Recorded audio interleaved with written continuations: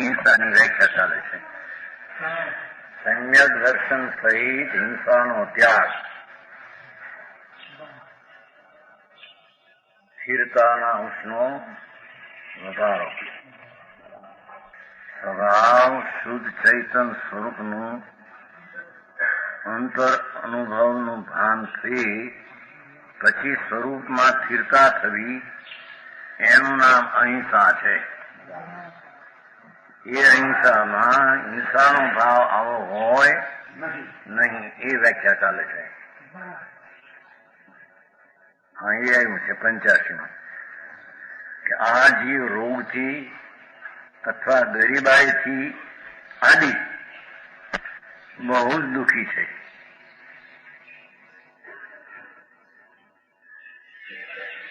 જો એને મારીએ તો તે દુઃખથી છૂટી જાય એવી શ્રદ્ધા ન કરવી. છૂટે ક્યાંથી? એનો પાપ એનો ઉદય કર્મનો છે. પછી આ શરીરે ભોગવે, બીજે જે ભોગવે, એ કઈ કર્મ ખસવાનું નથી. મારી નાખીને ક્યાંય ત્યાં માસીબા બેઠા છે, જાય છે ત્યાં નરકમાં જાય છે, તો એનાથી વધારે દુઃખી થઈ છે. એ ભાવ અધિકાર છે નો સારો એમ બીજાને દેખીને ગરીબાએ બહુ એમ કે ત્યાંથી ઘેરાઈ ગયેલો હોય, મગજ બધું થઈ ગયું હોય, મારી નાખ્યા ને તો બિચારો દુઃખથી બચે. દુઃખથી બચે ક્યાં? એના કર્મને લઈને જ્યાં જશે ત્યાં તો કર્મ પડ્યું જ છે ને. દુકાન બદલાવે લેણદાર દુકાન છોડશે, દુકાન બદલાવે લેણદાર છોડે, જ્યાં જશે ત્યાં જશે. કોઈ પ્રાણીને એમ દુઃખથી છૂટી જાય એવી માનતા ન કરવી, એમ કરીને મારવા નહીં. હા, શ્રદ્ધા ખોટી છે. મોટી ચર્ચા લીધી ને જો ને ભાઈ કઈ કાલી મન વાછડાના વખતનો નહોતી ચર્ચા ચાલી ગાંધીજીની. આ તદ્દન વિપરીત હતી. લોકો ખબરાટ કરીને આવ્યા શ્રદ્ધાવાળા હતા ને એમાં આવ્યું કે આ હું એ હતું એ જે ભણવું આ હું. એને અહિંસા કોને કેવી ખબર જ નથી. મહાવીરની અહિંસા એ ગાંધીની અહિંસા એમ લોકો કેમ નથી સમજ્યા? બાપુ એ વસ્તુ બીજી છે ભાઈ. ભગવાનની અહિંસા તો આત્મામાં શુદ્ધ સ્વભાવની શક્તિરૂપ છે, તેને વ્યક્તરૂપ કરવી, એનું નામ વસ્તુની અથવા વીરના ઘરની અહિંસા છે. વસ્તુ એવી છે એ કઈ કોઈ બનાવી નથી. અને આ સ્વરજીવને ન મારવાનો વિકલ્પ પણ એક હિંસા છે, સ્વભાવ છે ને. વિતરાગ માર્ગ છે ભાઈ. આ સર્વજ્ઞ પરમેશ્વર ત્રિલોકના તીર્થંકર દેવ એકલા વિતરાગ વિજ્ઞાનના પિંડ થઈ ગયા. એને વિતરાગી વિજ્ઞાન કરવાની જ વાત ભગવાનના મુખમાં આવે છે. સમજાવું કાંઈ? સ્વભાવ શુદ્ધ વિતરાગ સ્વરૂપ છે, તેમાં અંદર નજર કર, એમાં ઠર. બસ આનું નામ વિતરાગી અહિંસા અને વિજ્ઞાન કહેવામાં. કઠણ જગતને સમજવું, કઠણ પડેથી કઈ માર્ગ બદલાઈ જાય એ છે કે બીજાને દુઃખથી રીબાતા દેખીને દુઃખથી છૂટાવી દે, જેથી બિચારા દુઃખથી બચી જાય. વર્તમાનમાં ભવિષ્યમાં શું થાય એની તો ખબર નથી. એમ ન મરાય કોઈ પ્રાણીને, એમ ન મરાય.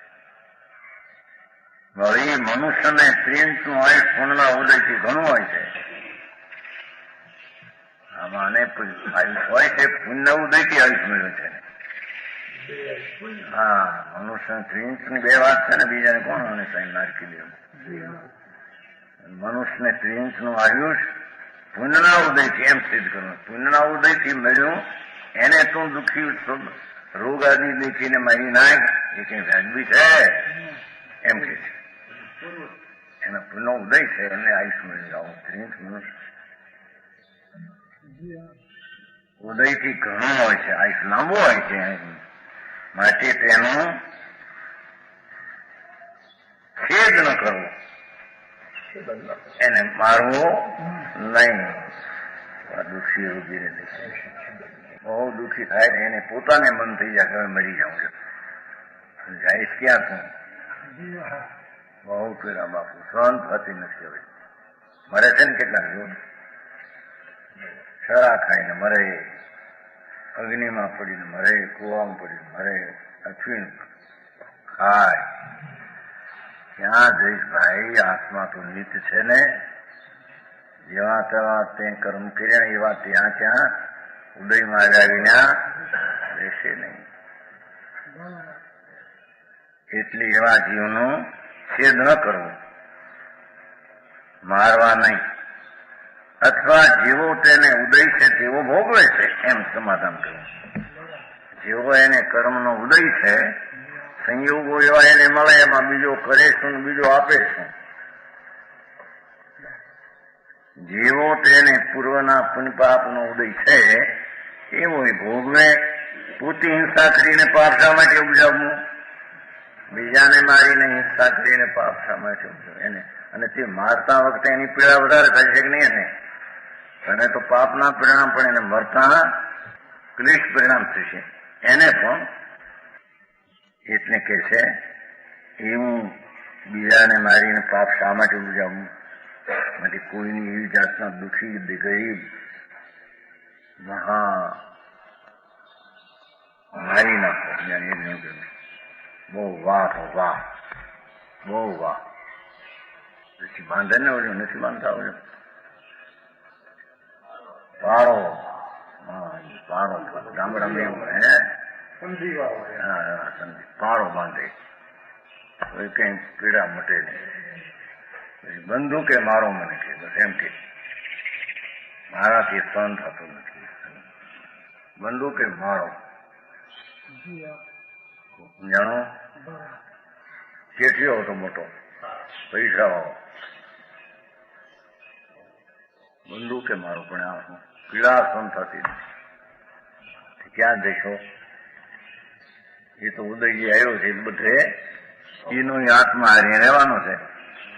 ક્યાં જશો? જ્યાં છે ક્યાંય એ રીતે પોતે પણ મરવું નહીં અને બીજાને પણ મારવા નહીં.